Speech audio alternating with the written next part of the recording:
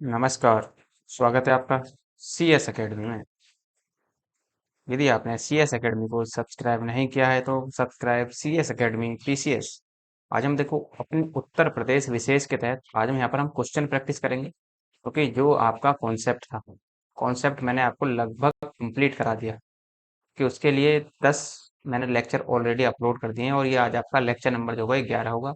और इसी में ही हम देखो जो यूपी में प्रीवियस ईयर के क्वेश्चन पूछे गए। अब देखो ये जो क्वेश्चन होंगे आपके, ये यूपी ट्रिपल एस सी के लेवल के होंगे, ये यूपीएससी के लेवल के नहीं होंगे, ये ध्यान रखना। लेकिन यूपी ट्रिपल एस सी में भी आपका जैसे एग्जाम होगा पेट का, जूनियर असिस्टेंट का, वीडियो का, स्टाफ नर्स का है, फॉरेस्ट गार्ड का, और जितने भी वेरियस एग्जाम होते हैं यूपी ट्रिपल एस सी को लेकर, उन सभी के लिए यूजफुल है, क्योंकि ये सब प्रीवियस ईयर ही क्वेश्चन होंगे आज आपके।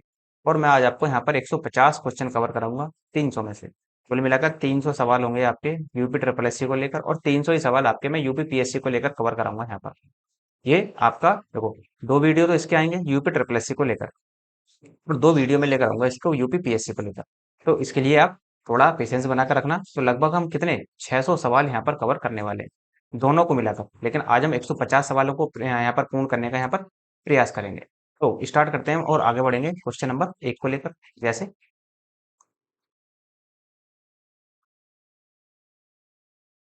क्वेश्चन नंबर एक क्या कहता है देखो, ये कह रहा है कि बुंदेलखंड नामक क्षेत्र निम्नलिखित किस सीमा के अंतर्गत आता है। तो देखो मैंने आपको पीछे भी बताया था कि उत्तर प्रदेश के तो 7 जिले बुंदेलखंड से सीमा बनाते हैं। जो आप देख रहे हैं ये ललितपुर, झांसी, महोबा, ये बांदा वगैरह, चित्रकूट, इलाहाबाद, मिर्जापुर, ये सोनभद्र, ये वाला जो क्षेत्र है ये बुंदेलखंड वाला क्षेत्र है। तो बुंदेलखंड का यदि आप देखें तो दक्षिणी तो उत्तर प्रदेश, और नीचे कौन है, उत्तर प्रदेश से, उत्तर प्रदेश से नीचे है एमपी तो मध्य प्रदेश, उत्तरी मध्य प्रदेश। तो मध्य प्रदेश के 13 जिले यहाँ पर आते हैं। तो ये ध्यान रखना है कि आपको अभी कह रहा है कि बुंदेलखंड नामक क्षेत्र किसके अंतर्गत आता है। तो बुंदेलखंड नामक क्षेत्र जो है वो उत्तर प्रदेश और मध्य प्रदेश के अंतर्गत आता है। जैसे इसका आंसर आप देख सकते हैं उत्तर प्रदेश और मध्य प्रदेश, इसका जो आंसर लगेगा वो आपका बी लगेगा। नेक्स्ट।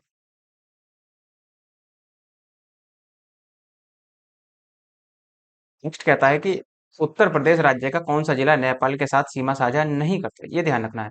वो नेपाल का बॉर्डर ये है आपका, नेपाल का बॉर्डर जो लगता है यहाँ से उत्तर प्रदेश के 7 जिलों के साथ लगता है। पीछे मैंने आपको जब कॉन्सेप्ट पढ़ाया था इसका, तो अच्छे से वहां पर भी रिवीजन करवाया था। तो कौन सा साझा नहीं करता, देखो पीलीभीत करता है। पीलीभीत आपका ये वाला, पीलीभीत से ही शुरुआत होती है। देखो पीलीभीत, लखीमपुर खीरी, बहराइच, और आपका ये आपका बलरामपुर, ये आप देखेंगे सिद्धार्थनगर, सिद्धार्थनगर, श्रावस्ती और महाराजगंज। ये 7 जिले सीमा साझा करते हैं। तो पीलीभीत करता है, श्रावस्ती करता है, महाराजगंज करता है, सीतापुर नहीं करती। सीतापुर जो है वो लखनऊ के राज्य राजधानी क्षेत्र लखनऊ के साथ सीमा साझा करता है। Next answer.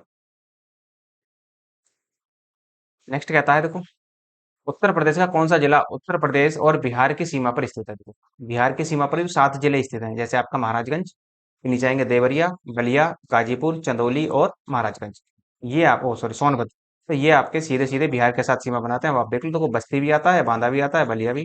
तो कौन नहीं आता, बुलंदशहर नहीं आता। आंसर आपका बी लगेगा, बुलंदशहर आपका ये वाला क्षेत्र, पश्चिमी उत्तर प्रदेश का क्षेत्र है बुलंदशहर। नेक्स्ट है। नेक्स्ट देखें तो देखो, निम्नलिखित में से कौन सा उत्तर प्रदेश राज्य के साथ एक अंतरराष्ट्रीय सीमा साझा करता है। देखो उत्तर प्रदेश के साथ एक अंतरराष्ट्रीय सीमा केवल और केवल इसकी नेपाल की ही लगती है, जो 7 जिलों के साथ लगती है। तो आंसर आपका इसमें नेपाल होगा। चीन के साथ सीमा नहीं लगती, भूटान के साथ नहीं लगती, और बांग्लादेश के साथ भी नहीं लगती। नेक्स्ट। नेक्स्ट आपका उत्तर प्रदेश का निम्नलिखित में से कौन सा जिला इस राज्य के अन्य जिलों से घिरा है, घिरा हुआ है, यानी किसी भी अन्य राज्य या देश के साथ सीमा साझा नहीं करता। देखो ऐसा कौन सा है? ऐसा है देखो, ये जो आपका ललितपुर है, ललितपुर वाला क्षेत्र जो है ये पूरी तरीके से किससे घिरा हुआ है, ये मध्य प्रदेश से घिरा हुआ है। तो तीन ओर से मध्य प्रदेश से घिरा हुआ, तो इसका आंसर क्या होगा आपका ललितपुर ही होगा। जैसे आप देखते हैं ना कि त्रिपुरा, त्रिपुरा पूरी तरीके से बांग्लादेश से घिरा हुआ है, वही आपका आंसर यहाँ भी है, त्रिपुरा राज्य है, जबकि यहाँ पर जो ललितपुर है वो उत्तर प्रदेश का एक जिला होगा। नेक्स्ट कहता है कि उत्तर प्रदेश के निम्नलिखित कौन से जिले जिले की सीमा मध्य प्रदेश के साथ साझा नहीं करती। अब देखो सीमा साझा कितने साथ करती है, 13 के साथ। लेकिन बुंदेलखंड में 7 जिले आते हैं, जबकि 7 जिलों के सॉरी 11 जिलों के साथ ये सीमा साझा करता है। यहाँ पर मध्य प्रदेश उत्तर प्रदेश के 11 जिलों के साथ सीमा साझा करता है। जैसे आपने देखा आगरा, इधर आप देखेंगे ये जालौन, झांसी, ललितपुर, महोबा, बांदा, चित्रकूट, इलाहाबाद, मिर्जापुर, सोनभद्र। तो ये जो आपके जिले हैं, ये सब आपके जिले उस उत्तर मध्य प्रदेश के साथ सीमा साझा करते हैं। कौन नहीं करता, अब आप यहाँ पर देख सकते हैं। तो देखो आपका अलीगढ़, अलीगढ़ आपकी सीमा साझा यहाँ पर नहीं करता, तो आंसर इसका डी बनेगा। नेक्स्ट,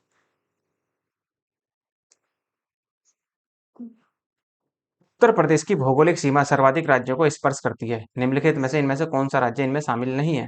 तो किसके साथ सीमा साझा, देखो ये आपका उत्तराखंड के साथ सीमा साझा करती है। इधर अंतर्राष्ट्रीय सीमा एक नेपाल के साथ, बिहार, झारखंड, मध्य प्रदेश, राजस्थान, इधर राज्य राजधानी क्षेत्र दिल्ली है, और यहाँ पर हरियाणा, और ऊपर मिलेगा आपको हिमाचल प्रदेश। अब आप देखो इतने राज्य, मैंने आपको 8 राज्य प्लस एक केंद्र शासित प्रदेश बताया, तो क्या इसमें उड़ीसा का नाम आया? नहीं। आंसर क्या होगा आपका? आपका आंसर जो लगेगा वो आपका बी लगेगा। नेक्स्ट है, उत्तर प्रदेश में कुल कितने जिले हैं? देखो नॉर्मल सा सवाल है, आप भली बात जानते हैं कि उत्तर प्रदेश में कितने जिले हैं, 75 जिले हैं।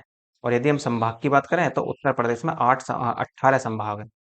18 जिले, 75 जिले जो आते हैं वो 18 संभाग के अंतर्गत ही आते हैं। तो आंसर इसमें बी होगा। नेक्स्ट, उत्तर प्रदेश राज्य की सीमा अन्य कितने राज्यों को स्पर्श करती है? देखो कितने राज्यों को स्पर्श करती है, पीछे ही बताया, देखो यहाँ से गिन लो, हिमाचल प्रदेश एक, उत्तराखंड दो, बिहार तीन, झारखंड चार, छत्तीसगढ़ पांच, मध्य प्रदेश छह, राजस्थान सात, और हरियाणा आठ। आठ प्लस एक, अर्थात यदि वो केंद्र शासित प्रदेश को भी शामिल कर लें तो वहां पर 9 हो जाएंगे, लेकिन केंद्र शासित प्रदेश की तो बात ही नहीं कर रहा, वो केवल राज्य की बात कर रहा है। तो आंसर इसमें आपका सी होगा, 8 आंसर। नेक्स्ट,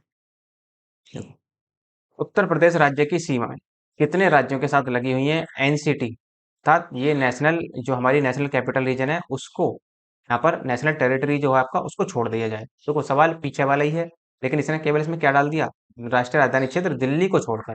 इसका मतलब अभी भी आंसर क्या बनेगा, अभी भी आपका आंसर क्या बनेगा, 8 ही बनेगा इसका। नेक्स्ट, नेक्स्ट कहता है कि उत्तर प्रदेश में सबसे कम क्षेत्रफल वाला जनपद कौन सा है?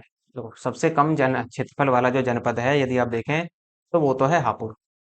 और हापुड़ का जो क्षेत्रफल है वो कितना है, देखो 660 वर्ग किलोमीटर का है हापुड़ का क्षेत्र, लेकिन इसमें ऑप्शन में हापुड़ नहीं है। और जो हापुड़ नहीं है तो इसमें आपको फिर देखना पड़ेगा कि इसमें आंसर कौन सा लगेगा। देखो तो फिर इसका आंसर जो लगेगा वो लगेगा संत रविदास नगर, जो इलाहाबाद के साथ सीमा बना था, संत रविदास नगर। और इसका जो क्षेत्रफल आप देखेंगे तो वो 1015 किलोमीटर आपको देखने को मिलेगा। उसके बाद में यदि मैं आपसे कहूँ कि गौतम बुद्ध नगर का, गौतम बुद्ध नगर को देखें तो 1442 वर्ग किलोमीटर का क्षेत्रफल है। और वहीं पर हाथरस का 1840 का है। और आपका एक यहाँ पर रहेगा कन्नौज, कन्नौज का है 2093 किलोमीटर, वर्ग किलोमीटर है सारे। तो इस तरीके से आप इनको देख सकते हैं, तो आंसर फिलहाल हमारा डी होगा। नेक्स्ट, उत्तर प्रदेश राज्य का भारत में क्षेत्रफल की दृष्टि से कौन सा स्थान है? देखो महाराष्ट्र, ओ सॉरी, राजस्थान, महाराष्ट्र और मध्य प्रदेश के बाद में उत्तर प्रदेश का चौथा स्थान आता है। तो आंसर क्या लगेगा, चौथा। नेक्स्ट, भारत में कौन सा राज्य सबसे अधिक पड़ोसी राज्यों की सीमाओं को स्पर्श करता है? तो कौन सा राज्य है, तो उत्तर प्रदेश ही ऐसा राज्य है जो 8+1 राज्यों की सीमाओं को स्पर्श करता है, अर्थात 8 राज्य और एक केंद्र शासित प्रदेश की सीमा को स्पर्श करता है। तो इसका आंसर भी क्या होगा आपका, आपका ए आंसर बनेगा। नेक्स्ट आगे बढ़ो। नेक्स्ट है, यूपीएसआईडीए का फुल फॉर्म क्या है? देखो यूपीएसआईडीए, यूपीएसआईडीए का जो आपका बनेगा फुल फॉर्म, देखो वो ये कहता है कि उत्तर प्रदेश स्टेट इंडस्ट्रियल विकास औद्योगिक प्राधिकरण, अर्थात डेवलपमेंट अथॉरिटी। इस तरीके से याद रख सकते हैं, ये है कि इसका मतलब ये जो है उत्तर प्रदेश राज्य औद्योगिक विकास प्राधिकरण, अर्थात Uttar Pradesh state industrial development authority, ये आपका इसकी फुल फॉर्म हुई। ये ध्यान रखना थोड़ा सा। नेक्स्ट आगे बढ़ेंगे। उत्तर प्रदेश दिवस निम्नलिखित में से, ये निम्नलिखित है, निम्नलिखित में से किस तारीख को मनाया जाता है? तो 24 आपका जनवरी को यहाँ पर उत्तर प्रदेश दिवस मनाया जाता है। क्यों? क्योंकि 24 जनवरी 1950 को ही उत्तर प्रदेश आपका अस्तित्व में आया था। कहने का मतलब ये है कि 1937 से ये संयुक्त प्रांत था, और संयुक्त प्रांत के बाद में 26 जनवरी और 24 जनवरी 1950 को संयुक्त प्रांत से नाम बदलकर इसका उत्तर प्रदेश कर दिया गया। और इसी वजह से 24 जनवरी को उत्तर प्रदेश दिवस मनाया जाता है। अब ये मत सोच लेना कि जब से स्थापना हुई है 1950 से जब से मनाया जा रहा, नहीं, ये 2018 से मनाया जा रहा है। 2018 से 24 जनवरी को उत्तर प्रदेश दिवस मनाया जाता है, ये थोड़ा सा ध्यान रखना है। आगे बढ़ेंगे। कह रहा है उत्तर प्रदेश को पहले, उत्तर प्रदेश के हैं, उत्तर प्रदेश के पहले संयुक्त प्रांत के रूप में जाना जाता था। उत्तर प्रदेश को, सही है, उत्तर प्रदेश को पहले संयुक्त प्रांत के रूप में जाना जाता था। इसे किस वर्ष उत्तर प्रदेश नाम दिया गया था, ये ध्यान रखिए। तो देखो किस वर्ष उत्तर प्रदेश नाम दिया, पीछे ही बताया था 1950, 24 जनवरी 1950 को उत्तर प्रदेश इसको नाम दिया गया था। अब मैं आपसे कहूँ तो सबसे पहले जो था वो था 1837 की बात करें या 1836-37 की बात करें तो इसको पूर्वी पश्चिमी प्रदेश कहा जाता था, पूर्वी पश्चिमी प्रदेश। लेकिन उसके बाद में 1877 में देखा तो पूर्वी पश्चिमी अवध प्रदेश कहा जाने लगा। फिर 1902 में इसका फिर से नाम परिवर्तित हुआ, इसको फिर अवध प्लस आगरा संयुक्त प्रांत कहा जाने लगा। और 1937 में आके इसको नाम संयुक्त प्रांत नाम दे दिया गया। और फिर आप अंततः आएंगे 24 जनवरी 1950 को, 1950 को इसका नाम उत्तर प्रदेश कर दिया गया था। तो ये थोड़ा डेटा याद रखें, क्योंकि यदि आप कंप्लीट डेटा याद रखेंगे तो यहाँ से यूपीपीएससी के जो सवाल बनते हैं उनको कवर करने में आसानी रहेगी, क्योंकि वो स्टेटमेंट में बनाकर सवाल पूछेगा, आपसे डायरेक्ट नहीं पूछेगा। UP triple S direct hit करेगा, लेकिन वो इनडायरेक्ट तरीके से हिट करेगा यूपीपीएससी। नेक्स्ट, संयुक्त प्रांत से उत्तर प्रदेश के रूप में नाम बदलने के बाद उत्तर प्रदेश का पहला राज्यपाल कौन था? देखो 24 जनवरी की बात कर रहा है कि 24 जनवरी जब नाम बदल दिया गया 24 जनवरी 1950 को, तो उसके बाद में पहले राज्यपाल कौन बने थे? तो पहले राज्यपाल जो थे वो मोहम्मद अजीब फिरोज शाह मोदी बने थे। ये आपका आंसर होगा, बी इसका आंसर लगाना। नेक्स्ट आगे बढ़ेंगे। तो देखो यदि आप इसमें ये देखना चाहें कि ये कब से बने थे तो ये इसी दिन से ही इनको लागू हुआ था। ये आप ये मान लो कि 1 जून 1952 से थे, मोहम्मद अजीब फिरोज शाह मोदी। नेक्स्ट, नेक्स्ट है उत्तर प्रदेश की प्रथम महिला मुख्यमंत्री कौन थी? तो उत्तर प्रदेश की प्रथम महिला मुख्यमंत्री जो बनी थी वो सुचेता कृपलानी बनी थी। देखो ध्यान रखना, उत्तर प्रदेश के इतिहास में अब तक केवल दो महिलाएं ऐसी हैं जो सीएम के पद पर बनी हैं। एक तो सुचेता कृपलानी और दूसरी है सुश्री मायावती। तो आंसर इसका बी होगा। नेक्स्ट, उत्तर प्रदेश का राज्य पक्षी कौन सा? देखो उत्तर प्रदेश का राज्य पक्षी जो आपसे बताया था मैंने आपको, वो बताया था सारस या क्रोच। सारस या क्रोच, इनमें से आप किसी भी एक को यहाँ पर लगा सकते हैं। नेक्स्ट, निम्नलिखित में से किसने उत्तर प्रदेश राज्य का पदभार कभी नहीं संभाला? पदभार कभी नहीं संभाला, तो इसमें कौन थे ऐसे? देखो उत्तर प्रदेश जो राज्य के पदभार कौन नहीं किसमें संभाला, देखो अब मैंने पीछे भी आपको सारे राज्यपाल भी बताए थे और राज्यपाल के साथ साथ आपको ये भी बताया था कि मुख्यमंत्री कौन कौन है। तो मोटे मोटे तौर पर उनका आइडिया होना चाहिए, वरना इस तरह के सवाल जो है वो हाथ से निकल जाएंगे। तो किसी ने राज्य का पदभार नहीं संभाला, तो चंद्रभानु गुप्त ऐसे थे जिन्होंने राज्य का पदभार कभी नहीं संभाला। पीएच मोदी ने संभाला, कन्हैयालाल मणिकलाल मुंशी ने संभाला और बुरुगला राम कृष्ण राव ने भी यहाँ पर संभाला था। ये आपको ध्यान रखना है थोड़ा सा। नेक्स्ट आगे बढ़ेंगे। एक है उत्तर प्रदेश राज्य में उर्दू को द्वितीय राजभाषा का दर्जा कब दिया गया? तो उत्तर प्रदेश में उर्दू को द्वितीय राजभाषा का दर्जा 1989 में दिया गया था। पहली राजभाषा है हिंदी, इसको कब मान्यता मिली? 1947 को। और 1967 में हिंदी को सभी कार्यालयों में अनिवार्य कर दिया गया था। जो कार्य काम होंगे सभी के सभी वो किस में होंगे? वो हिंदी में ही होंगे। और उसके बाद में 1989 में उर्दू को द्वितीय राजभाषा का दर्जा यहाँ पर दे दिया गया था। नेक्स्ट, उत्तर प्रदेश राज्य में निम्नलिखित में से किस लोकायुक्त का कार्यकाल सर्वाधिक रहा? देखो कौन से लोकायुक्त ऐसे थे जिनका कार्यकाल सर्वाधिक रहा? यहाँ पर देखो ऐसे जो लोकायुक्त थे वो थे न्यायमूर्ति एन के मेहरोत्रा। तो इनका जो कार्यकाल रहा था वो 2006 से लेकर 2016 तक रहा था। ये थोड़ा सा ध्यान रखना। तो इसका जो आंसर होगा न्यायमूर्ति एन के मेहरोत्रा होगा। नेक्स्ट है, निम्नलिखित में से कौन कभी भी उत्तर प्रदेश का राज्यपाल नहीं रहा? अब फिर से वही, आपको मोटे मोटे तौर पर आंकड़ा तो याद रखना ही है कि कौन उत्तर प्रदेश का राज्यपाल रहे हैं कौन नहीं। जैसे रमेश भंडारी रहे, वीवी गिरी रहे, मोतीलाल वोरा रहे, तो एनडी तिवारी कभी भी राज्यपाल नहीं रहे थे। तो आंसर इसका क्या होगा? एनडी तिवारी का मतलब होता है नारायण दत्त तिवारी। नारायण दत्त,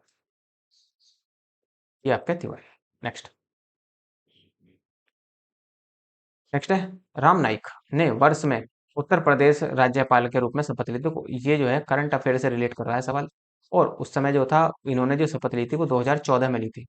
तो आनंदीबेन पटेल का भी याद रखना कि उन्होंने शपथ कब ली थी। तो वर्तमान में कौन है? आनंदीबेन पटेल। तो 2019 में उन्होंने शपथ ली थी। तो आंसर इसका 2014 बन जाएगा। ए आंसर इसका लगेगा। नेक्स्ट है, उत्तर प्रदेश राज्य कब अस्तित्व में आया था? तो फिर से वही तो उत्तर प्रदेश राज्य देखो संयुक्त प्रांत के रूप में अस्तित्व में आया कब? 1 अप्रैल 1937 को। आंसर इसका जो बनेगा वो आपका ए आंसर लगेगा। 1 अप्रैल 1937 को। उसके बाद में 24 जनवरी को, 24 जनवरी 1950 को उत्तर प्रदेश इसका नाम कर दिया गया था। 24 जनवरी को ही हम उत्तर प्रदेश में उत्तर प्रदेश दिवस भी मनाते हैं। नेक्स्ट। नेक्स्ट है, कौन सा उत्तर प्रदेश में एक जिला नहीं है? अब देखो उत्तर प्रदेश के 75 जिलों का आइडिया होना चाहिए आपको। तो आइडिया काफी लग गया होगा क्योंकि मैप आपके दिमाग में चल रहा होगा। तो देखो अमेठी उत्तर प्रदेश का एक जिला है, बस्ती भी जिला है, मेरठ भी जिला है, देहरादून उत्तराखंड का एक जिला है। जब 9 नवंबर 2000 को उत्तर प्रदेश से 13 जिलों को अलग करके एक गठन किया गया था उत्तराखंड। तो ये उत्तराखंड की राजधानी है वर्तमान में देहरादून। नेक्स्ट। निम्न में से कौन सी भाषा उत्तर प्रदेश की दो राजभाषाओं में से एक है? उत्तर प्रदेश की दो राजभाषाओं में से उर्दू है। वो उत्तर प्रदेश की दो राजभाषाएं, एक हिंदी और दूसरी उर्दू। हिंदी को 1947 में दर्जा मिला राजभाषा का, और उर्दू को 1989 में दर्जा मिला था। नेक्स्ट। दिए गए विकल्पों में गलत जिला मुख्यालय वाली जोड़ी का चयन करें। देखो इसमें ये जिले दिए हैं और ये इनका है मुख्यालय। जैसे अमेठी का मुख्यालय गौरीगंज है, ये आपका ठीक है। सोनभद्र का मुख्यालय रॉबर्ट्सगंज है, ये भी आपका ठीक है। कुशीनगर का मुख्यालय पडरौना है, ये भी ठीक है। कौशाम्बी का मुख्यालय वैशाली नहीं है, ये गलत है। तो कौन है? तो इसका है मंझनपुर। मंझनपुर। तो कौशाम्बी का मुख्यालय आपका मंझनपुर देखने को मिलेगा। नेक्स्ट।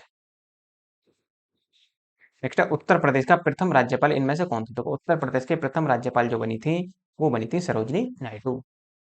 तो ये थोड़ा सा ध्यान रखना है कि सरोजिनी नायडू, ये बनी थी सरोजिनी नायडू उत्तर प्रदेश की प्रथम राज्यपाल। ये कह लो कि महिला राज्यपाल भी यही थी आपकी। उत्तर प्रदेश की प्रथम महिला राज्यपाल जो थी ये यही थी, और ये जो बनी थी ये 1947 में बनी थी। नेक्स्ट। यूनाइटेड प्रोविंस कब उत्तर प्रदेश बना था? देखो यूनाइटेड प्रोविंस अर्थात संयुक्त प्रांत पूछ रहा है कि संयुक्त प्रांत कब उत्तर प्रदेश बना। तो देखो पीछे ही बताया 1 अप्रैल 1937 को। तो ये संयुक्त प्रांत बना था अर्थात यूनाइटेड प्रोविंस बना था। लेकिन 24 जनवरी 1950 को ये क्या बन गया? उत्तर प्रदेश के रूप में जाना गया। तो ये जो सॉरी यूनाइटेड प्रोविंस कब उत्तर प्रदेश बना? हाँ ठीक है, सी आंसर इसका लगेगा। नेक्स्ट। कह रहा है कि उत्तर प्रदेश राज्य का राज्य पक्षी कौन सा है? पीछे भी आपको बताया था सारस और क्रोच। सवाल रिपीट हो गया। नेक्स्ट आगे बढ़ेंगे। उत्तर प्रदेश का राज्य पक्षी क्या है? फिर से वही सवाल रिपीट हो रहा है। सारस या क्रोची है। देखो ये एक ही बार में ये जो है ये जो सवाल है ये कई एग्जामों में कई बार पूछा गया होगा, इसी वजह से ये रिपीट हुआ है यहाँ पर। निम्नलिखित में से कौन सा उत्तर प्रदेश का राजकीय पशु है? तो उत्तर प्रदेश का राजकीय पशु क्या है? बारहसिंगा। बारहसिंगा है उत्तर प्रदेश का राजकीय पशु। नेक्स्ट है, किस शहर को अभी तक राष्ट्रीय राजधानी क्षेत्र में सम्मिलित नहीं किया गया? अब देखो इसमें किस शहर को सम्मिलित नहीं किया गया, यदि आप देखें इसमें देखो एक तरीके से ऐसे देखो, मुजफ्फरनगर राष्ट्रीय राजधानी क्षेत्र में शामिल है, जींद भी शामिल है, करनाल भी शामिल है, लेकिन अलीगढ़ अभी अभी राज्य राजधानी क्षेत्र में शामिल नहीं है। उत्तर प्रदेश के 8 जिले जो हैं वो राज्य राजधानी क्षेत्र में शामिल हैं, जैसे मेरठ, बुलंदशहर, आपका गाजियाबाद, हापुड़। तो इस तरह के जो क्षेत्र हैं जो दिल्ली के आसपास के क्षेत्र हैं ये सब के सब आपके राज्य राजधानी क्षेत्र में शामिल, अर्थात कहने का मतलब ये है एनसीआर में शामिल होते हैं। नेक्स्ट।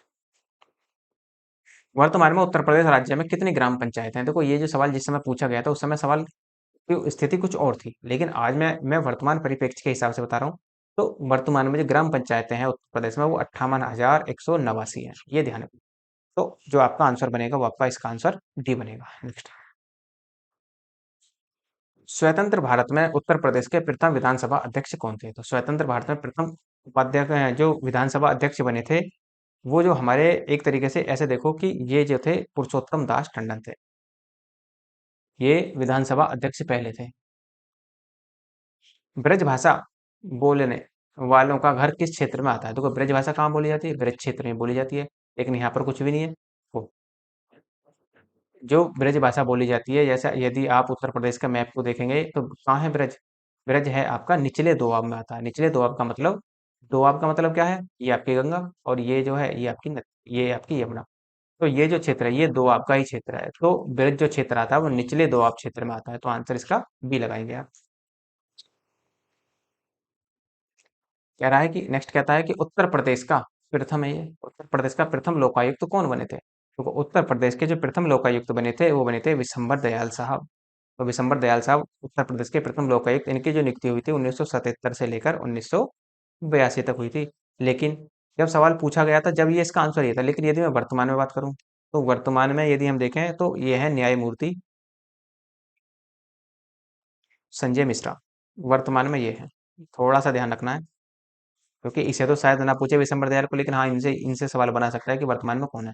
नेक्स्ट, उत्तर प्रदेश लोक सेवा न्यायाधिकरण किस वर्ष स्थापित किया गया था? देखो, उत्तर प्रदेश लोक सेवा न्यायाधिकरण जो स्थापित किया गया था वो आपका 1976 में स्थापित किया गया था। ये कह लो कि 16 फरवरी 1976 को ये स्थापित हुआ था। और वर्तमान में जो इसके अध्यक्ष हैं, वर्तमान अध्यक्ष ध्यान रखना संजय श्री नेत है। संजय श्री नेत, ये ध्यान रखना। नेक्स्ट, नेक्स्ट है आपका उत्तर प्रदेश में सस्य जलवायु क्षेत्रों की संख्या कितनी है? देखो, सस्य जलवायु अर्थात कृषिगत क्षेत्र वाले जो हैं वो कितने हैं, वो यहाँ पर ध्यान रखना है। तो उनकी संख्या जो उत्तर प्रदेश में वो है 9। 9 क्षेत्रों की पहचान की गई है। और भारत में सस्य जलवायु क्षेत्रों की संख्या कितनी है? यदि हम भारत की बात करें तो भारत में सस्य जलवायु क्षेत्रों की संख्या है आपकी 15 है। नेक्स्ट, उत्तर प्रदेश में नहरों के माध्यम से सतह के पानी की बेहतर आपूर्ति प्रदान करने के लिए इनमें से कौन सा प्रमुख सिंचाई और बहुउद्देशीय परियोजना में से एक नहीं है? को गंडक परियोजना है, रामगंगा है, शारदा है, वर्षाजनक नहीं है। तो आंसर इसका क्या लगेगा? वर्षाजनक ए लगेगा इसका आंसर। नेक्स्ट, उत्तर प्रदेश राज्य में टिहरी बांध परियोजना किस देश के सहयोग से पूरी की जाएगी? तो टिहरी बांध कहाँ है? टिहरी बांध है भागीरथी नदी पर। और भागीरथी नदी है उत्तराखंड में। और ये जो पूरी की जाएगी सोवियत संघ के उससे पूरी की जाएगी, सहयोग से। सोवियत संघ का मतलब अर्थात रूस, रूस के सहयोग से ये पूर्ण यहाँ पर की जाएगी। Question number 43। 43 कहता है कि उत्तर प्रदेश राज्य में निम्नलिखित में से सबसे ऊंचा बांध कौन सा है? अब बताओ कि सबसे ऊंचा बांध इसमें कौन सा होगा? तो सबसे ऊंचा बांध है रामगंगा बांध। और इसका जो निर्माण हुआ था वो कहाँ है? रामगंगा बांध ये है बिजनौर में। रामगंगा नदी पर ही है बिजनौर में। और इसकी जो स्थापना हुई थी वो 1978 में बनाया गया था। और ये भी आपको ध्यान रखना है कि इसकी जो ऊंचाई है वो 127 मीटर है, लगभग 127 मीटर का, ये ध्यान रखना। और जबकि माता टीला बांध की स्थापना हुई थी 1958 में। ये आपका ललितपुर में माता टीला बांध। और इसकी आप देखें तो इसकी जो ऊंचाई है ये है आपका 45 मीटर, याद रख लें 45 से 46 मीटर के आप आसपास याद रख सकते हैं। और रिहंद बांध देखें तो रिहंद बांध है आपका रिहंद नदी पर सोनभद्र में। सोनभद्र में आपका रिहंद बांध। और उसके बाद में इसकी ऊंचाई देखेंगे तो 91.46 मीटर आती है। और जो आपकी मिर्जापुर में मेजा बांध, मिर्जापुर का मेजा बांध जो है वो 40 मीटर का है। 40 मीटर ऊंचाई है। तो इस तरीके से उत्तर प्रदेश का जो सबसे ऊंचा बांध है वो रामगंगा बांध होगा जो 127 मीटर का है। नेक्स्ट, उत्तर प्रदेश राज्य में परीक्षा बांध किस नदी पर बनाया गया है? देखो, उत्तर प्रदेश राज्य में जो परीक्षा बांध बना है वो है बेतवा नदी पर। आंसर इसका सी लगेगा। ये देखो, बेतवा नदी पर बना है। तो इसमें क्या है, कहाँ है ये बेतवा नदी? देखो कहाँ से, ये जो है हमीरपुर के निकट, हालांकि मध्य प्रदेश से निकलती है। तो हमीरपुर के निकट यमुना में मिल जाती है। ये ध्यान रखना इसका। नेक्स्ट, उत्तर प्रदेश में मुख्य प्रकार की फसलें कौन सी हैं? देखो, उत्तर प्रदेश में 3 प्रकार की फसलें पाई जाती हैं। रबी की फसल होती है, खरीफ की होती है, जायद की फसल होती है। ये ध्यान रखना। तो रबी में जैसे गेहूं आता है, सरसों आती है, ये सब रबी की फसल है। खरीफ में आपका ज्वार आता है, धान आती है। जायद में आपकी जो होती हैं जैसे खीरा, ककड़ी, ये सब आपकी जायद में ही आती है। नेक्स्ट, उत्तर प्रदेश में प्रमुख रबी फसलें कौन सी हैं? तो उत्तर प्रदेश की प्रमुख रबी फसलें मैंने पीछे कुछ बताई भी हैं आपको, और यहाँ भी देख लेते हैं। जैसे यदि मैं आपसे कहूँ, देखो गेहूं जो रबी की फसल है, चना भी गेहूं के साथ ही उगाया जाता है, मटर भी गेहूं के साथ ही उगाया जाता है, और जौ भी गेहूं के साथ ही उगाया जाता है। तो आंसर आपका ए लगेगा, 46 का ए। नेक्स्ट, निम्नलिखित कंद फसलों में से किसे गरीबों का मित्र कहा जाता है? गरीबों का मित्र, या फिर ये कह लो कि गरीबों का पनीर किसे कहा जाता है? तो गरीबों का पनीर एक ही है, आपका आलू। आलू को गरीबों का पनीर के नाम की संज्ञा दी जाती है। नेक्स्ट आगे बढ़ेंगे। नेक्स्ट है आपका उत्तर प्रदेश में, डेडेस क्वेश्चन छोड़ा है इसमें, में कृषि कुंभ 2018 का आयोजन कहाँ किया गया था? देखो, जो उत्तर प्रदेश में कृषि कुंभ लगाया गया था वो आपका एक तरीके से लखनऊ में आयोजित किया गया था। कृषि कुंभ 2018 में लखनऊ में आपका स्थापित किया गया था। नेक्स्ट आगे बढ़ते हैं। आलू के उत्पादन में भारत में उत्तर प्रदेश का कौन सा स्थान? देखो आलू के उत्पादन में हम पहले स्थान पर है। आलू में, गन्ना में, गेहूं में, तो ये सब क्या है? इनमें उत्तर प्रदेश का प्रथम स्थान है और आम में भी उत्तर प्रदेश का पहला ही स्थान। नेक्स्ट, उत्तर प्रदेश के निम्नलिखित में से किस जिले में केंद्र सरकार की अफीम की फैक्ट्री है? ये अफीम की फैक्ट्री है, तो अफीम की जो फैक्ट्री है वो आपकी गाजीपुर। उत्तर प्रदेश का जो जिला है गाजीपुर, इसकी सीमा बिहार के साथ लगती है और बिहार के साथ साथ बलिया के साथ भी ये सीमा बनाता है। बलिया के साथ साथ चंदौली के साथ भी ये सीमा बनाता है। याद आ रहा होगा मैप अब। आंसर इसका बी लगेगा, गाजीपुर में है। नेक्स्ट है, आगे बढ़ेंगे। उत्तर प्रदेश के आगरा जिले में रुई की स्वदेशी किस्म की बुआई का उपयुक्त समय क्या है? देखो रुई की जो उपयुक्त जो होती है, उपयुक्त बुआई जो करते हैं हम, वो एक तरीके से ये मान लो कि अप्रैल का जो पहला पखवाड़ा होता है उसमें की जाती है। नेक्स्ट, नेक्स्ट है उत्तर प्रदेश का सबसे बड़ा उत्पादक है। उत्तर प्रदेश किसके मामले में सर्वाधिक उत्पादक है? पीछे बताया मैंने आपको कि उत्तर प्रदेश गेहूं के मामले में सर्वाधिक उत्पादक है, गन्ने के मामले में, आलू के मामले में और आम के मामले में। तो आंसर आपका क्या होगा? सी आंसर होगा इसका। नेक्स्ट, उत्तर प्रदेश में, भारत में उत्तर प्रदेश का गन्ना उत्पादन में कौन सा स्थान? अभी पीछे ही बताता रहा हूँ, आंसर इसका डी लगेगा, 54 का आंसर डी। नेक्स्ट,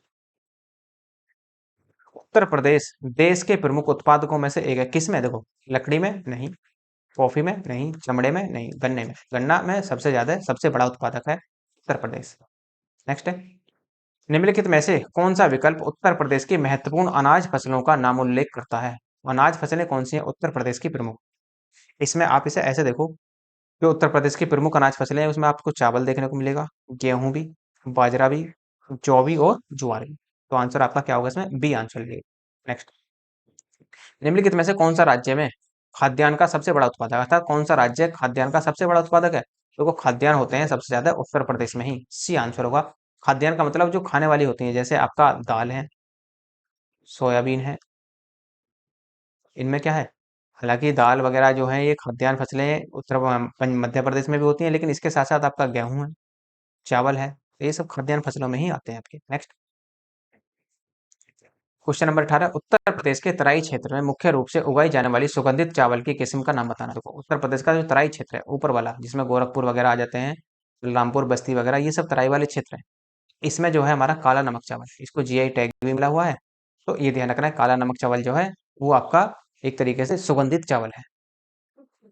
नेक्स्ट है, दक्षिणी उत्तर प्रदेश का औरैया जिला प्रमुख रूप से उत्पादक करता है, देखो शुद्ध देसी घी, औरैया का शुद्ध देसी घी एक एक जिला एक उत्पाद के तहत भी शामिल है। तो आंसर इसमें क्या लगेगा? शुद्ध देसी घी। 59 का आंसर आपका सी लगेगा। नेक्स्ट, प्राकृतिक रूप से उगने वाली बहुवर्षीय घास जिसे स्थानीय बोली में के रूप में जाना जाता है, अमेठी जिले के तराई क्षेत्रों में पाई जाती है। स्थानीय लोग इस घास में से कई प्रकार के सजावटी सामान और घरेलू उत्पाद बनाते हैं, जिन्हें मूंज कहा जाता है। तो इसे स्थानीय भाषा में क्या कहा जाता है? देखो स्थानीय भाषा में इसे सरपत कहा जाता है। आंसर जो बनेगा आपका बी लगेगा इसका। नेक्स्ट है, अब ये कहाँ है? देखो ये अमेठी में है। निम्नलिखित में से कौन सी फसल उत्तर प्रदेश में आमतौर पर व्यापक रूप से उगाई नहीं जाती? कौन सी फसल उत्तर प्रदेश में व्यापक रूप से नहीं उगाई जाती? देखो आपने देखा गेहूं प्रथम स्थान है, चावल में दूसरा स्थान है, तिलहन भी, कपास। कपास प्रथम रूप से नहीं उगाई जाती यहाँ पर। नेक्स्ट आगे बढ़ेंगे। उत्तर प्रदेश में नींबू, ये नींबू है, नींबू का प्रधानतः कहाँ उगाया जाता है? उत्तर प्रदेश में नींबू प्रधानतः कहाँ उगाया जाता है? देखो उत्तर प्रदेश में नींबू जो उगाया जाता है ये आपका सहारनपुर में भी और मेरठ में भी, तो दोनों जगह उगाया जाता है आपका नींबू। अब यदि आप नींबू का वैज्ञानिक नाम देखें तो क्या है? देखो citrus limon, citrus limon. Next, next Bharat के कुल गन्ना उत्पादन का कितने प्रतिशत उत्तर प्रदेश पैदा करता है? देखो भारत के कुल उत्पादन का 25 से लेकर 40% गन्ना उत्पादन होता है, क्योंकि उत्तर प्रदेश गन्ना उत्पादन में भारत में प्रथम स्थान रखता है, तो सबसे ज्यादा यहीं पर ही उगाया जाता है। तो यदि मैं वैसे देखूं इसमें, तो लगभग जो आता है निकलकर गन्ना उत्पादन में वो 41% आता है। हम मोटे तौर पर आप यहीं पर इसको रखेंगे। दूसरा स्थान किसका? दूसरा स्थान आता है इसमें महाराष्ट्र का, 20% करता है। तमिलनाडु का है इसमें 19% हिस्सा, तीसरे स्थान पर है। और कर्नाटक को देखें तो कर्नाटक है इसमें 10%, तो चौथे स्थान है। पहला यूपी, दूसरा महाराष्ट्र, तीसरा तमिलनाडु और चौथा यहाँ पर कर्नाटक देखने को मिलेगा। नेक्स्ट, भारत में आमों का सबसे बड़ा उत्पादक राज्य कौन सा है? तो फिर से वही उत्तर प्रदेश। आंख मीच का आंसर दे सकते हैं उत्तर प्रदेश। नेक्स्ट, निम्नलिखित में से कौन सा पक्षी अभ्यारण्य उत्तर प्रदेश में स्थित है? देखो, यदि मैं आपसे कहूं कि कौन सा पक्षी अभ्यारण्य उत्तर प्रदेश में स्थित है तो देखो समसपुर। समसपुर पक्षी अभ्यारण्य जो है वो यूपी में है।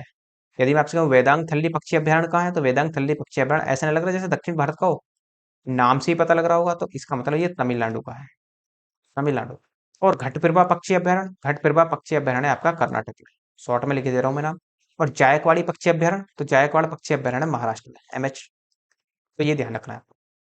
नेक्स्ट, दुधवा राष्ट्रीय उद्यान हमारे राज्य में निम्नलिखित में से किस जिले में स्थित है? देखो, दुधवा राष्ट्रीय राष्ट्रीय उद्यान जो है मेनली तो है लखीमपुर खीरी में।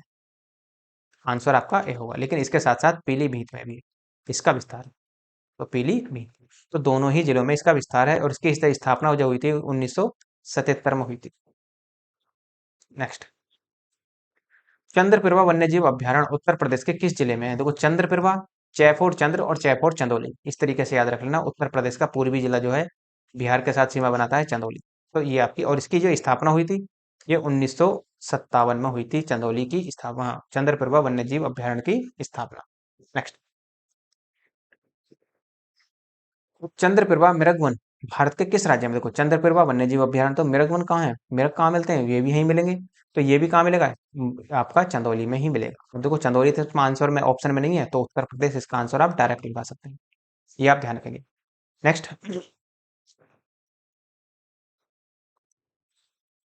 नेक्स्ट आपका निम्न में वन्यजीव अभ्यारण्य में कौन सा उत्तर प्रदेश में स्थित है? अब देखो फिर से, यदि मैं कहूँ कि खोनी वन्यजीव अभ्यारण्य कहाँ है, तो खोनी वन्यजीव अभ्यारण्य मध्य प्रदेश में।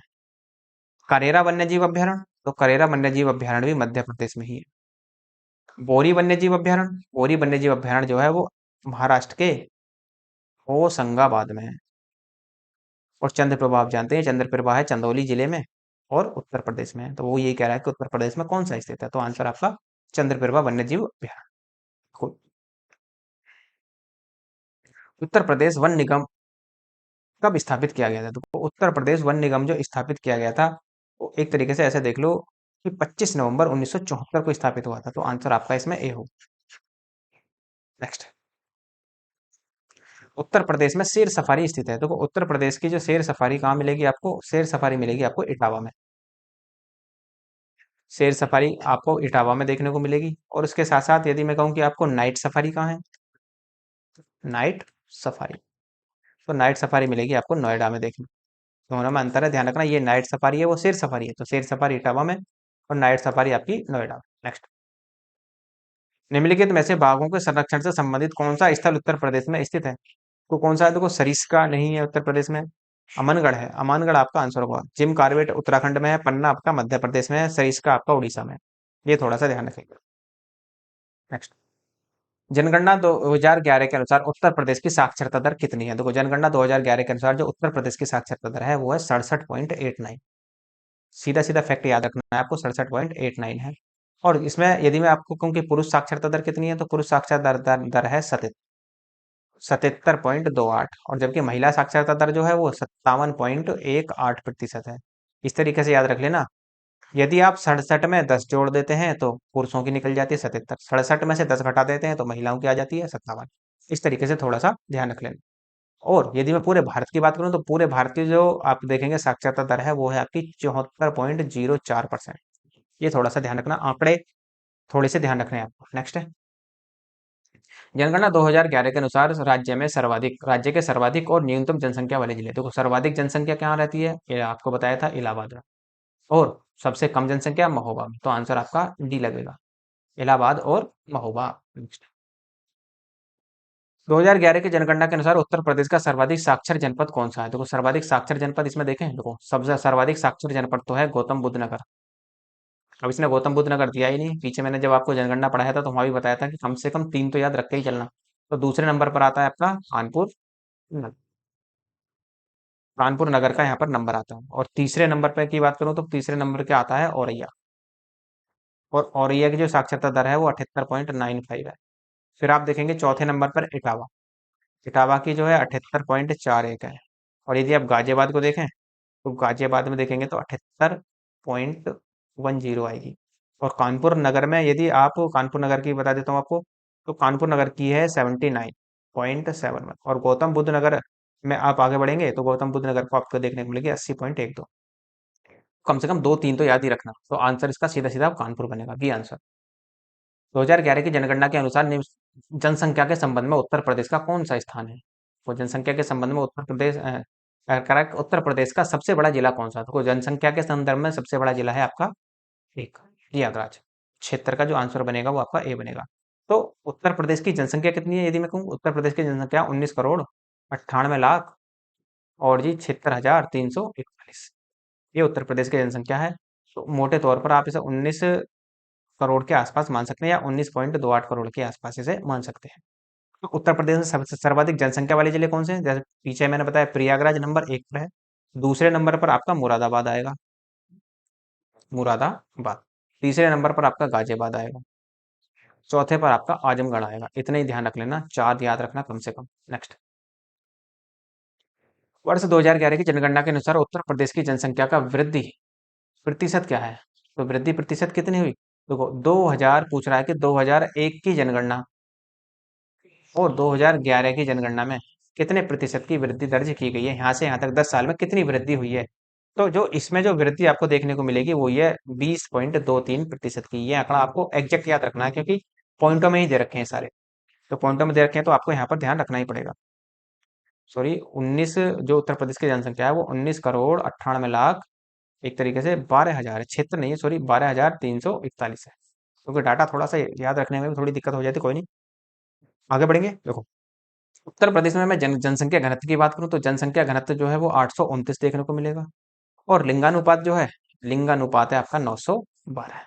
नेक्स्ट, जनसंख्या की दृष्टि से उत्तर प्रदेश राज्य का भारत में कौन सा स्थान है? तो जनसंख्या की दृष्टि से उत्तर प्रदेश का जनसंख्या में के मामले में उत्तर प्रदेश का प्रथम स्थान है। 19 करोड़ 98 लाख 12,341 जनसंख्या है उत्तर प्रदेश की। नेक्स्ट, जनगणना 2011 के अनुसार उत्तर प्रदेश में लिंगानुपात क्या है? पीछे ही बताया, लिंगानुपात क्या है? 912। लिंगानुपात का मतलब ये है कि 1000 पुरुषों पर, मेल पर कितनी महिलाएं हैं, कितनी फीमेल हैं। तो अर्थात 1000 पुरुष हैं तो वहां पर केवल 912 महिलाएं ही हैं।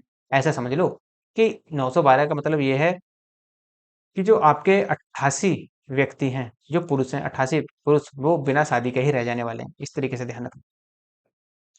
उत्तर प्रदेश राज्य में किस जनपद में लिंगानुपात सबसे अधिक है? देखो उत्तर प्रदेश में यदि हम देखें कि सर्वाधिक लिंगानुपात किसका है, तो सबसे ज्यादा जो लिंगानुपात आपको देखने को मिलेगा वो है आपका जौनपुर का। जौनपुर का लिंगानुपात सबसे ज्यादा है, कितना है? 1024। ये थोड़ा सा ध्यान रखना। उसके बाद में यदि मैं बात करूं तो इसका आजमगढ़ का है 1019 दूसरे नंबर पर। यदि आप देवरिया की बात करें तो 1017 और गोरखपुर का याद रखना 950। नेक्स्ट, जनगणना 2011 के अनुसार उत्तर प्रदेश की जनसंख्या कितनी है? पीछे बताया 19 करोड़ 98 लाख 12,341, यही आंसर बन जाएगा। नेक्स्ट, तो देखो जनगणना 2011 के अनुसार उत्तर प्रदेश की आबादी क्या थी? देखो सीधा सीधा इसे आप 20 करोड़ कह सकते हैं।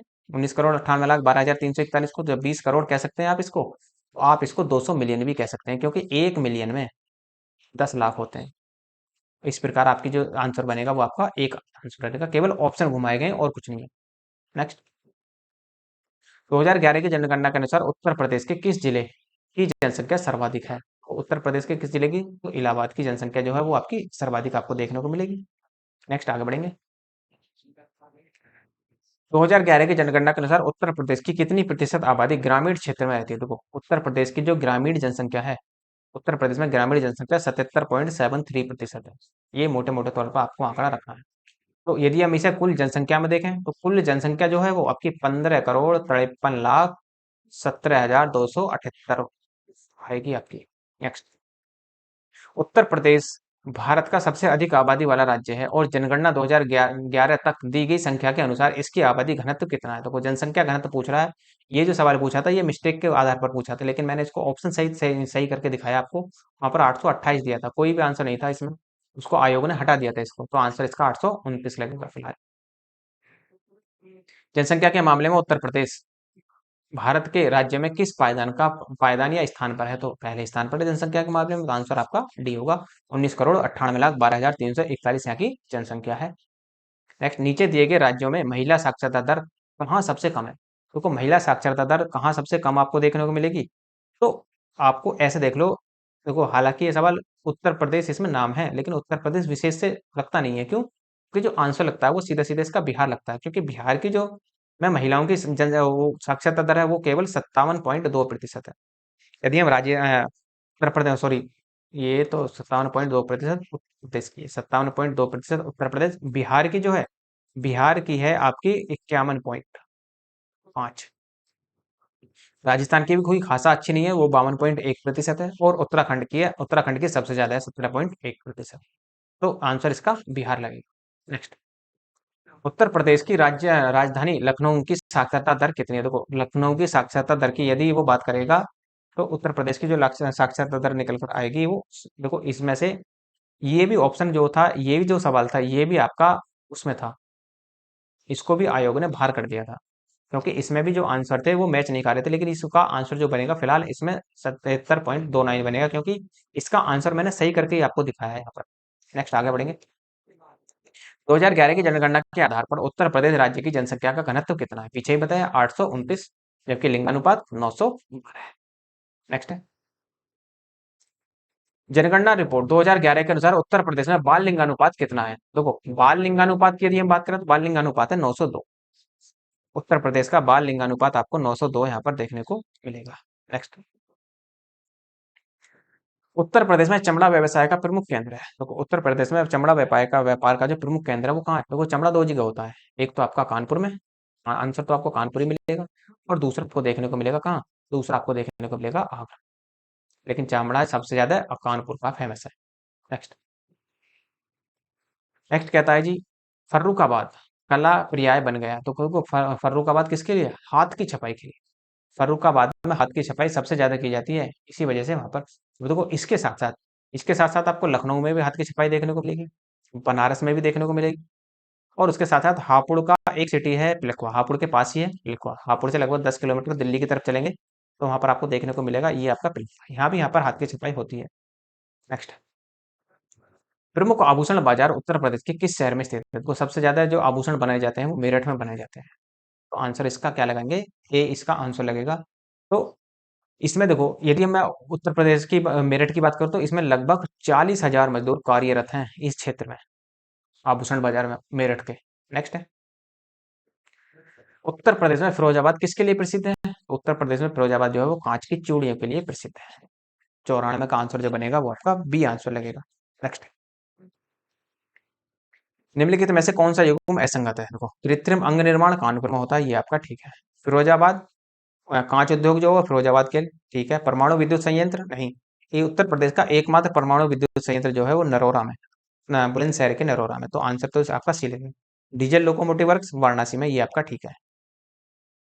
उत्तर प्रदेश में भारतीय वाणिज्य एवं उद्योग मंडल अर्थात एसोचैम की स्थापना कब हुई थी? देखो इसको बोलते हैं ASSCHOM, एसोचैम।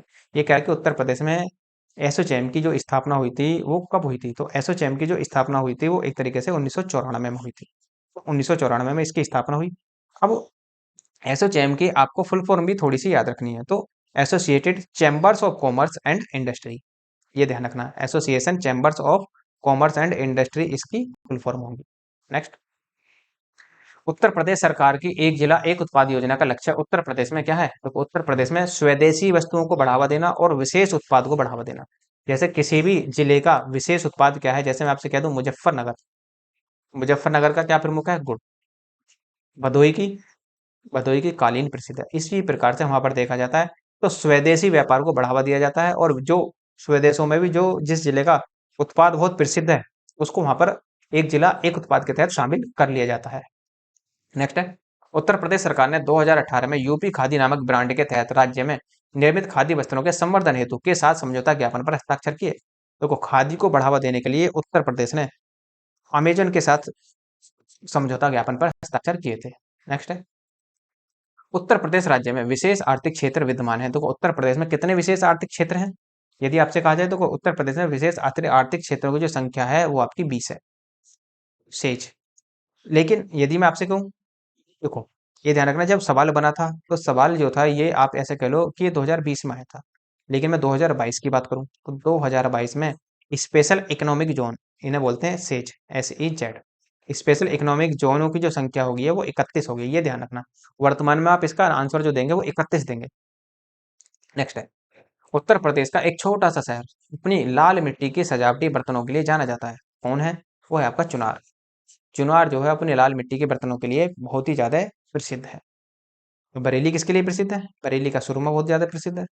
मेरठ में, मेरठ का में खेल का सामान और प्लस कैंची, मेरठ की कैंची प्रसिद्ध है। उसके साथ साथ फिरोजाबाद में आप जानते हैं फिरोजाबाद कांच उद्योग के लिए प्रसिद्ध है। नेक्स्ट, राज्य में व्यवसाय स्थापित करने के उद्देश्य से उद्योग बंधु उत्तर प्रदेश सरकार द्वारा आईएएस आईएसओ द्वारा प्रमाणित 9001 और 2008 प्रमाणित स्तरीय निकाय है और यह सभी उद्योगों अनुमोदनों को समाहित करता है। इसका मतलब कितने हैं? ये ऐसे ऐसे उद्योग आपको देखने को मिलेंगे तीन। तीन उद्योग आपको देखने को मिलेंगे, कौन कौन से? एक तो आपको मिलेगा जिला स्तर पर, दूसरा मिलेगा आपको मंडल स्तर पर, और तीसरा मिलेगा आपको राज्य स्तर पर। और इसकी जो स्थापना हुई थी वो 1 जनवरी 1999 को हुई थी। नेक्स्ट, भारत में सॉफ्टवेयर निर्यात की दृष्टि से उत्तर प्रदेश का कौन सा स्थान है? वो उत्तर प्रदेश सॉफ्टवेयर निर्यात के मामले में दूसरा स्थान रखता है। 102 का आंसर जो बनेगा वो आपका बी बनेगा। पहला स्थान किसका है? तो पहला स्थान है इसमें कर्नाटक। कर्नाटक। नेक्स्ट, उत्तर प्रदेश में राज्य में शहर पीतल बर्तन के और हस्तशिल्प के लिए प्रसिद्ध है। देखो, पीतल के बर्तन और हस्तशिल्प कहाँ बनते हैं? तो वो बनते हैं आपके मुरादाबाद में। तो आंसर इसका क्या बनेगा? बी लगाएंगे आप इसका। यदि मैं कहूँ सहारनपुर, सहारनपुर किसके लिए प्रसिद्ध है? तो लोहे के बाट के लिए। लोहे के बाट सहारनपुर में बनते हैं। आगरा में क्या बनता है? देखो, आगरा जो है वो मिट्टी के खिलौने के लिए प्रसिद्ध है, खेल के सामान के लिए प्रसिद्ध है, मिट्टी के खिलौने। और लखनऊ जरदोजी या चिकनकारी के लिए प्रसिद्ध है, चिकनकारी। नेक्स्ट, मथुरा, डिगबई, पानीपत में परिष्करण शालाएं इसमें किसके द्वारा स्थापित की गई? तो मथुरा में जो तेल शोधन कार्य, तेल शोधन कंपनी है वो है इंडियन ऑयल कॉर्पोरेशन लिमिटेड की। आंसर इसमें आपका सी लगेगा। नेक्स्ट है, बेराइट तथा एंडोलाइसाइड उत्तर प्रदेश के किस जिले में पाए जाते हैं? देखो, बेराइट और एंडोलाइसाइड जो पाए जाते हैं वो उत्तर प्रदेश के, ऐसे मान लो, सोनभद्र जिले में पाए जाते हैं। क्योंकि जितने भी खनिज संसाधन मिलेंगे वो आपको, जो आपका बुंदेलखंड वाला क्षेत्र 7 जिले जो है उन्हीं में ही सबसे ज्यादा पाया जाएगा। तो बुंदेलखंड क्षेत्र में ही आपके सबसे ज्यादा पाए जाते हैं।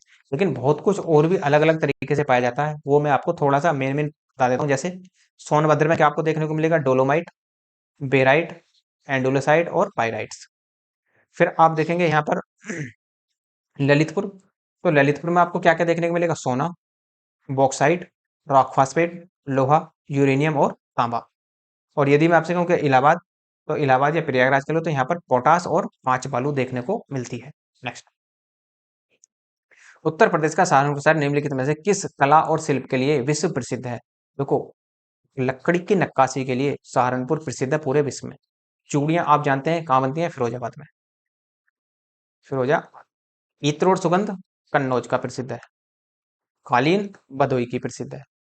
ये थोड़ा सा ध्यान रखना। नेक्स्ट, उत्तर प्रदेश के किस शहर में को सुहाग नगरी के नाम से जाना जाता है? तो सुहाग नगरी अर्थात कांच की चूड़ियां जो बनाई जाती हैं, और यह शहर कांच की चूड़ियां बनाने के लिए ही प्रसिद्ध है। तो आंसर एक का आपका क्या मिलेगा? फिरोजाबादी इसका आंसर लग जाएगा। नेक्स्ट, उत्तर प्रदेश का लखनऊ शहर निम्नलिखित में से हथकरघा हैंडलूम उत्पादन केंद्रों के लिए प्रसिद्ध है। कौन सा, कहाँ पर हथकरघा हैंडलूम बनते हैं, किसके लिए प्रसिद्ध है? तो लखनऊ जो है हथकरघा में किसके लिए प्रसिद्ध है? तो यहाँ पर क्या होता है? देखो, चिकन कारीगरी, चिकन कारीगरी सबसे ज्यादा प्रसिद्ध है लखनऊ की। नेक्स्ट, उत्तर प्रदेश का कौन सा शहर है, कौन सा शहर चिकनकारी साड़ियां नामक सुंदर कढ़ाई वाली साड़ियों के लिए प्रसिद्ध है? तो आंसर क्या लगेगा इसका? लखनऊ ही इसका आंसर लगेगा। नेक्स्ट, उत्तर प्रदेश का शहर फिरोजाबाद निम्नलिखित में से किस उद्योग के लिए प्रसिद्ध है? फिर से वही कांच के लिए प्रसिद्ध है आपका। नेक्स्ट है, उत्तर प्रदेश के निम्नलिखित में से किस शहर में भारतीय रेल की कोच निर्माण इकाई आधुनिक रेल कोच फैक्ट्री का यहाँ पर निर्माण किया गया है? तो इसका आंसर होगा रायबरेली। रायबरेली में है आपकी। नेक्स्ट, उत्तर प्रदेश में वह कौन सा एकमात्र क्षेत्र है जहां तांबा पाया जाता है? तो एकमात्र क्षेत्र है ललितपुर, जो मध्य प्रदेश से 3 ओर से घिरा हुआ है। तो आंसर इसमें ललितपुर के साथ साथ यहाँ पर सोना भी पाया जाता है। नेक्स्ट, नेक्स्ट देंगे, इनमें से कौन सा स्थान धातु की कला, रंगीन तामचीनी और जटिल नक्काशी के लिए प्रसिद्ध है? तो कौन सा इसमें ऐसा जिला है जो धातु की जटिल नक्काशी के लिए प्रसिद्ध है? तो उत्तर प्रदेश में एक जिला है मुरादाबाद। तो ये इसके लिए प्रसिद्ध है, तो आंसर आपका सी लगेगा इसमें। नेक्स्ट, उत्तर प्रदेश में उद्योग बंधु की शाखा संरचना है। देखो उत्तर प्रदेश में जो उद्योग बंधु की शाखा संरचना आपको देखने को मिलेगी वो आपको तीन मिलेंगे देखने को। फिर से वही, एक आपकी जिला स्तर पर, फिर आपको मंडल स्तर पर, और मंडल के स्तर के साथ साथ फिर आपको मिलेगी राज्य स्तर देखने। नेक्स्ट, उत्तर प्रदेश राज्य में कौन सा जनपद तेल रिफाइनरी के लिए प्रसिद्ध है? तो तेल रिफाइनरी के लिए केवल एक ही है, मथुरा। मथुरा में तेल रिफाइनरी है और उत्तर प्रदेश में नहीं है। 116 और 117 सेम सवाल है, फिर से वही रिपीट हुए, वो मैं आपको बताना नहीं चाह रहा, क्योंकि एक ही सवाल को बार बार रिपीट करने से कोई फायदा बनता भी नहीं है। एसोचेम, एसोचेम उत्तर प्रदेश राज्य का एक स्तरीय वाणिज्य और औद्योगिक प्रमुख चैम्बर ट्रेड है, जो निजी, सहकारी और सार्वजनिक क्षेत्र, बड़ी, मध्यम और छोटी इकाइयों का प्रतिनिधित्व करता है। एसोचैम का पूर्ण रूप क्या है? पीछे भी मैंने आपको बताया था, जब इसकी स्थापना पूछी थी, तो इसकी स्थापना, एसोचैम की जो स्थापना हुई थी, तो कब हुई थी? 1994 में। इसकी यदि हम फुल फॉर्म की बात करें तो फुल फॉर्म होगी the associated of chambers commerce and industry of Uttar Pradesh. तो आंसर आपका डी लगेगा इसमें। इनमें से कौन सी मुख्य एजेंसियों में से एक नहीं है जो उत्तर प्रदेश में भारतीय उत्तर प्रदेश में भारत मात्रा में अनाज भंडारण में शामिल है? तो सबके अनाज भंडारण में कौन कौन सा, देखो एफसीआई, एफसीआई अनाज भंडारण में शामिल की जाती है। एफडीआई, इसे बोलते हैं फॉरेन डायरेक्ट इन्वेस्टमेंट, ये सवाल, ये इसमें शामिल नहीं होती, तो ये विदेशी प्रत्यक्ष निवेश को प्रोत्साहित करती है, तो आंसर इसमें क्या बनेगा? आपका एफडीआई ही इसका आंसर बनेगा। कृषि आर्थिक अनुसंधान केंद्र की रिपोर्ट 2014-15 के अनुसार उत्तर प्रदेश के बारे में कौन सा सच नहीं है? अब देखो, जब इसमें सवाल बना था तो यूपी में 28 विज्ञान केंद्र थे, ये मैंने आपको सही करके दिखाया यहाँ पे कि यूपी में 89 विज्ञान केंद्र है वर्तमान में, ये थोड़ा सा ध्यान रखना है आपको। फिर आप देखेंगे उत्तर प्रदेश में 5 भारतीय कृषि अनुसंधान परिषद है, नहीं, उत्तर प्रदेश में 4 कृषि भारतीय अनुसंधान है, ये आपका गलत होगा, आंसर भी गलत ही पूछ रहा, तो ये आपका सही। उत्तर प्रदेश में 4 कृषि विश्वविद्यालय, ये भी ठीक है। उत्तर प्रदेश में राष्ट्रीय शोध केंद्रों की संख्या 4 है, ये भी आपका ठीक है, लेकिन ये आंसर नहीं बनेगा, आंसर आपका केवल बी होगा इसमें।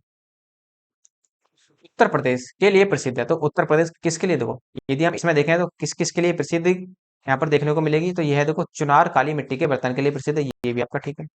हसुना काली में, हसुना मिट्टी के बर्तन के लिए नहीं, हल्ब मिट्टी के बर्तन के लिए ये भी नहीं, उबेद मिट्टी के बर्तन के लिए ये भी नहीं, तो आंसर आपका ए लगेगा। निम्नलिखित में से उत्तर प्रदेश के किस शहर में लकड़ी से बने ताल वाद्य ढोलक बनाने की 300 छोटी इकाइयां हैं? तो ये काम होता है अमरोहा में, अमरोहा में सबसे ज्यादा इसी प्रकार का काम होता है। और ये भी आपसे बता दिया कि यहाँ पर ये मान लो कि 40% जनसंख्या इसी काम में लगी हुई है, और इसकी जो आपको ढोलक बनाने की जो इकाइयां हैं यहाँ पर, 300 से ज्यादा आपको इकाइयां ढोलक बनाने की यहाँ पर मिलेंगी।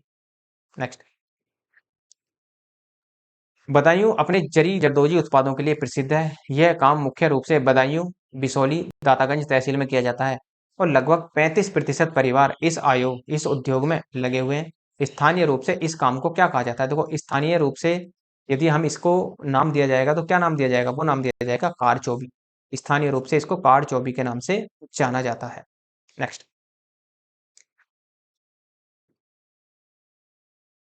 नेक्स्ट, निम्नलिखित में से उत्तर प्रदेश का कौन सा जिला विशिष्ट और उत्कृष्ट डिजाइनों वाले कालों के उत्पादन और निर्यात के लिए जाना जाता है? तो ये जो है, ये कालीन है, वाले कालीन, इसको ऐसा रख लेना, वाले और कालीन।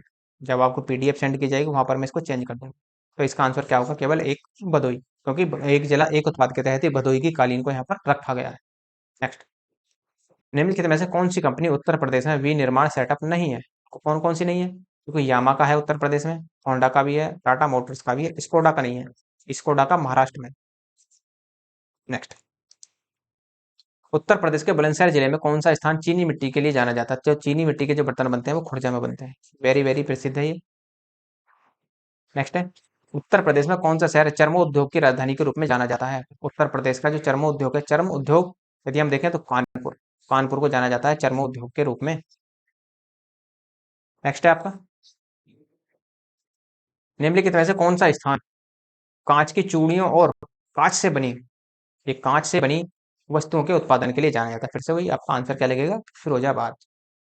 नेक्स्ट है, मुरादाबाद किसके लिए प्रसिद्ध है? तो धातु की कलाकृतियों के लिए मुरादाबाद प्रसिद्ध है, आंसर आपका इसका सीधा सीधा ए लग जाएगा। नेक्स्ट, उत्तर प्रदेश राज्य में इलेक्ट्रॉनिक सिटी की स्थापना कहाँ की जा रही है? देखो, इलेक्ट्रॉनिक सिटी बनेगी आपकी गौतम बुद्ध नगर का एक शहर है नोएडा, तो यहाँ पर इलेक्ट्रॉनिक सिटी की स्थापना की जाएगी। नेक्स्ट आपका, उत्तर प्रदेश का कौन सा शहर है अपने कास्ट बैल के लिए पूरे विश्व में विख्यात है? तो ये है आपका जलेसर शहर। और ये जलेसर शहर कहाँ पड़ता है? ये जलेसर शहर जो है ये इटावा में ही पड़ता है आपका। नेक्स्ट, अलीगढ़ प्रसिद्ध है, तो अलीगढ़ किसके लिए? तालों के लिए प्रसिद्ध है। अलीगढ़ के ताले विश्व प्रसिद्ध हैं। D answer. निम्नलिखित में से कौन सा नाभिकीय शक्ति संयंत्र उत्तर प्रदेश में? देखो, नाभिकीय शक्ति संयंत्र, नाभिक की बात करेगा तो उत्तर प्रदेश का केवल एकमात्र है, नरोरा। और नरोरा कहाँ है? नरोरा है आपका बुलंद शहर में। तो ये ध्यान रखना है कि नरोरा आपका बुलंद शहर में देखने को मिलेगा। यदि मैं आपसे कहूँ कैगा कहाँ है, तो कैगा आपको देखने को मिलेगा कर्नाटक। कैफ और कैगा और कैफ और कर्नाटक, इस तरीके से याद रख सकते हैं। यदि आप कल्पक्कम की बात करें तो कल्पक्कम नाम बड़ा अजीब सा भी है, इसका मतलब साउथ का होगा तो तमिलनाडु। काकरापार है गुजरात में। नेक्स्ट, उत्तर प्रदेश में किस जिले में सर्वप्रथम सोलर ऊर्जा संयंत्र प्रारंभ हुआ था? देखो, ये हुआ था अलीगढ़ में। अलीगढ़ में ये सबसे पहले प्रारंभ हुआ था। तो यदि ये इसकी जो क्षमता थी वो भी देखी जाए तो 660 मेगावाट की थी इसकी क्षमता। नेक्स्ट, उत्तर प्रदेश में वैकल्पिक ऊर्जा के विकास के लिए वैकल्पिक ऊर्जा विकास की स्थापना कब की गई थी? संस्थान की स्थापना कब की गई? देखो, इसके लिए यदि आप देखेंगे, इसकी जो स्थापना हुई थी वो आपकी 1980 में हुई थी। बी आंसर लगेगा इसका। नेक्स्ट आपका, जुलाई 2018 की स्थिति के अनुसार उत्तर प्रदेश में सबसे लंबी ऊंचाई वाली सड़क कहां से कहां तक है? तो उत्तर प्रदेश में तो यूपी गेट में गाजियाबाद से लेकर राजनगर तक इसका विस्तार है। राजनगर भी कहाँ है? राजनगर भी आपका गाजियाबाद में ही जिला है, शहर है। जिला नहीं है, शहर है ये आपका। नेक्स्ट है, उत्तर प्रदेश राज्य में यमुना एक्सप्रेसवे निम्नलिखित में से किन दो शहरों को जोड़ने के लिए बनाया गया है? तो यमुना एक्सप्रेसवे जोड़ता है आगरा को लखनऊ नोएडा से। तो आंसर आपका इसमें सी लगेगा। उत्तर प्रदेश सरकार की यमुना एक्सप्रेसवे के उद्घाटन मुख्यमंत्री अखिलेश सिंह यादव द्वारा कब किया गया? देखो, ये सवाल पूछा तो नहीं जाएगा, क्योंकि आप जानते हैं कि सरकार इस समय बीजेपी की है। तो इस तरह के सवाल नहीं पूछे जाएंगे। हाँ, ये सवाल पूछा गया है कि आपको आइडिया लग जाएगा कि इस प्रकार के सवाल भी पूछ लिए जाते हैं। तो आपको ये भी ध्यान रखना है, फिर गंगा एक्सप्रेसवे का उद्घाटन किसने किया? ये भी ध्यान रखना, बुंदेलखंड एक्सप्रेसवे का उद्घाटन किसने किया? वहां से सवाल बनेंगे। तो आपको इतना आइडिया लग जाना चाहिए। इसका जो आंसर होगा वो होगा 9 अगस्त 2012 को इसका उद्घाटन हुआ था। नेक्स्ट है, निम्नलिखित में से कौन सी जनजाति उत्तर प्रदेश के अधिसूचित अनुसूचित जनजाति की सूची में शामिल नहीं है? तो कौन सी शामिल नहीं है, ये आपको यहाँ पर देखना है। देखो, ये है आपकी, देखो, राजी है, थारू भी है, बुक्सा भी है, तडवी नहीं है। तडवी जनजाति उत्तर प्रदेश में आपको देखने को नहीं मिलेगी। नेक्स्ट, जैसे मैं आपसे कह दूं, देखो, थारू जनजाति जो है वो थारू जनजाति कहाँ मिलेगी आपको देखने को? थारू जनजाति का विकास जो हुआ है वो लखीमपुर खीरी, बहराइच, महाराजगंज और बलरामपुर और श्रावस्ती में हुआ है। बुक्सा की बात करें, वो बुक्सा आपको देखने को मिलेगी, वो आपको बिजनौर और आगरा में देखने को मिलेगी। ठीक। और सहरिया, इसमें सहरिया नहीं दिया, देखो सहरिया ही बता देता हूँ मैं आपको। सहरिया सहरिया आपको देखने को मिलेगी ललितपुर में। यदि आप चैरो की बात करें तो चैरो जनजाति आपको देखने को मिलेगी सोनभद्र और वाराणसी में। अंगरिया अंगरिया आपको देखने को मिलेगी सोनभद्र में। नेक्स्ट, उत्तर प्रदेश में कौन सी जनजाति दीपावली को शोक दिवस के रूप में मनाती है? तो थारू जनजाति ऐसी है जो उत्तर प्रदेश में दीपावली को शोक दिवस के रूप में मनाती है। नेक्स्ट है आपका, उत्तर प्रदेश के किस शहर को सिरेमिक सिटी कहा जाता है? उत्तर प्रदेश के किस शहर को सिरेमिक सिटी कहेंगे? इसमें यदि आप देखेंगे तो लखनऊ को नहीं, मुर्दाबाद को नहीं, प्रयागराज को भी नहीं, खुर्जा को चीनी मिट्टी के बर्तनों के लिए जाना जाता है, इसी को सिरेमिक सिटी के नाम से जाना जाता है। उत्तर प्रदेश में यूपी पर्यटन बुंदेलखंड सर्किट में निम्न में से कौन गंतव्य में शामिल है? ये पूछ रहा है। देखो, अयोध्या, पंचवटी, नैमिषारण्य ये नहीं है। प्रयागराज, झांसी, चित्रकूट, संतमणि, कुशीनगर ये भी नहीं है। कुशीनगर तो आप देखेंगे बिहार के साथ सीमा बनाता है। चित्रकूट, पंचवटी, किंजूर, बित्तूर और अयोध्या, अयोध्या भी बिहार के साथ सीमा। स्थल रुद्र जिला है एक अयोध्या। और जबकि बिठूर कानपुर में, चित्रकूट, झांसी, कालिंजर और महोबा ये चारों पांचों शामिल होते हैं। आंसर इसका डी लगेगा। जिला मुख्यालय बलिया शहर महर्षि का जन्म स्थान और कर्म स्थान माना जाता है, तो ये कहाँ है आपका? भृगु में। आंसर आपका 146 का सी लगेगा। इनमें से क्या उत्तर प्रदेश में नहीं है? देखो, विश्वनाथ मंदिर वाराणसी में, अस्सी घाट मंदिर वाराणसी में, आगरा किला ताजमहल में, विक्टोरिया मेमोरियल कलकत्ता में है। ये आपका उत्तर प्रदेश में नहीं है, तो आंसर आपका डी लगेगा। रूमी दरवाजा उत्तर प्रदेश के किस शहर में स्थित है? तो लखनऊ में है रूमी दरवाजा। नेक्स्ट, उत्तर प्रदेश के किस जिले में किछोछा दरगाह शरीफ है? तो किछोछा दरगाह शरीफ जो है वो अम्बेडकर नगर में। किछोछा झील कहाँ है? वो भी अम्बेडकर नगर। किछोछा दरगाह शरीफ अम्बेडकर नगर। स्थलरूद्र जिला है उत्तर प्रदेश का। नेक्स्ट आपका, निम्नलिखित में से किस शहर में कुंभ मेला लगता है? बड़ा आसान सा सवाल है और आपका इनका आंसर भी आप आसानी से दे सकते हैं। इलाहाबाद। कुंभ मेला कब लगेगा? अब इलाहाबाद में 2025 में तैयारियां चल रही हैं इसकी। ये तो हो गया आपके 150 क्वेश्चन। और देखो, यदि आपको लेक्चर की पीडीएफ की आवश्यकता हो तो नीचे डिस्क्रिप्शन में टेलीग्राम का लिंक दिया हुआ है, वहां से आप टेलीग्राम ज्वाइन कर लेना और वहां से आपको टाइम टू टाइम को अपलोड कर दी जाती है पीडीएफ। लेक्चर नंबर 10 तक वो अपलोड कर दी गई है और जैसे ही ये लेक्चर आज आपका अपलोड होगा उसी समय आपकी ये भी पीडीएफ भी आपको यहाँ पर भेज दी जाएगी। यदि आपको कोई भी क्वेरी हो तो कमेंट के माध्यम से बता सकते हैं। कमेंट के अलावा आप एक तरीके से मेल कर सकते हैं, मेल के माध्यम से भी बता सकते हैं। और यदि आपको किसी भी प्रकार के नोट्स की आवश्यकता हो, जैसे आरओ एआरओ प्री और मेंस के लिए, बीओ के लिए प्री और मेंस के लिए, यूपीपीसीएस में प्री और मेंस के लिए, और यूजीसी नेट में ओनली हिस्ट्री के लिए, और हिंदी के notes UP triple S C के हिसाब से, यूपीपीएससी के हिसाब से, किसी भी प्रकार के नोट्स की आवश्यकता हो तो मेल के माध्यम से बता सकते हैं आप। और आपका इस समस्या का समाधान मेल के माध्यम से भी कर दिया जाएगा। और यदि आपको लगता है लेक्चर अच्छा है तो लाइक कीजिए, शेयर कीजिए, सब्सक्राइब करना ना भूलें। धन्यवाद।